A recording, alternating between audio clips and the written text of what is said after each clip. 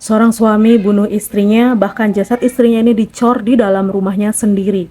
Kasus yang tertutup rapat selama 6 tahun akhirnya terbongkar. Yuk kita bahas. Kejadian ini terjadi di Jalan Kandea 2, Kelurahan Bontoala Tua, Kecamatan Bontola, Makassar. Pria sekaligus seorang suami ini bernama Hengki Talik yang berusia 42 tahun. Ia memiliki istri yang bernama Jumiati yang berusia 35 tahun dan memiliki 2 orang anak. Terungkap kasus pembunuhan ini berkat pengakuan anak sulung korban yang bernama Vivi. Vivi yang menjadi korban penganiayaan ayahnya ini melaporkan ke Satreskrim Polrestabes Makassar pada hari Sabtu tanggal 13 April 2024 kemarin. Ia bercerita di hadapan penyidik terkait perlakuan sang ayah terhadap dirinya dan juga adiknya. Selain itu, Vivi juga menceritakan kejadian 2018 silam. Saat itu usianya masih 11 tahun atau duduk di bangku sekolah dasar. Ia mengatakan sepulang sekolah, ia melihat sang ibu sudah terbaring di lantai.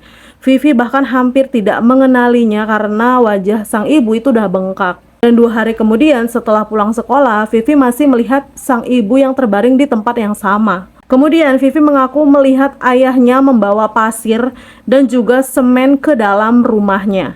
Ayahnya memberitahukan kepada Vivi kalau ada orang yang bertanya, semen itu untuk apa? Ia harus menjawab untuk membuat kolam ikan. Kemudian ayah Vivi mengajari Vivi dan juga adiknya yang waktu itu masih berumur 5 tahun, jika ada yang bertanya, "Mama kemana?" Sampaikan aja kalau mamanya ini udah pergi nggak tahu kemana. Dan sejak saat itu keduanya ikut dengan sang ayah, dan selama tinggal dengan ayahnya mereka selalu diintimidasi untuk tetap menutup mulut tentang kepergian ibunya. Kemudian pihak kepolisian segera menangkap pelaku yakni Hengki.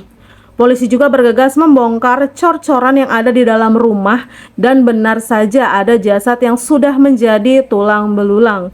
Kemudian dievakuasi dan dibawa oleh tim forensik untuk dilakukan tes DNA. Hengki juga diinterogasi dan mengakui perbuatannya. Ia mengaku cemburu dan juga mencurigai istrinya bertemu dengan mantan pacarnya. Namun tuduhan Hengki ini nggak diakui oleh istrinya yaitu Jumiati. Hingga keduanya pun terlibat cekcok dan berujung penganiayaan. Hengki juga mengakui memukul korban di beberapa bagian tubuhnya dan memukul kepala korban menggunakan balok beberapa kali. Hengki mengaku lupa bulan berapa kejadian itu terjadi, tapi yang jelas tepat di tahun 2018. Hengki juga lupa berapa kali ia memukul istrinya menggunakan balok. Namun yang jelas perbuatannya membuat Jumiati tidak sadarkan diri dan meninggal dunia. Pelaku juga mengaku membawa mayat istrinya itu ke bagian belakang rumah dan terdapat kubangan tanah. Hengki yang gelap mata pun mengubur mayat istrinya itu lalu menutupinya dengan semen. Warga sekitar mengatakan bahwa sosok Hengki dikenal pendiam dan juga tertutup, bahkan temperamen. Hengki sering terlihat pulang dalam keadaan yang mabuk.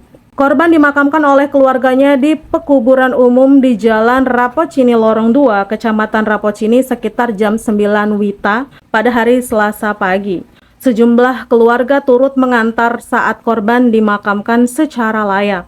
Pihak keluarga korban menyerahkan sepenuhnya proses hukum kepada aparat penegak hukum dan berharap pelaku dapat dihukum seberat-beratnya untuk mempertanggungjawabkan perbuatannya. Dan atas perbuatannya, pelaku disangkakan pasal 340 subsidiar pasal 338 Jungto 55 dan 56 KUHP dengan ancaman hukuman mati atau seumur hidup penjara. Dari kisah ini, apa pelajaran yang bisa kita ambil?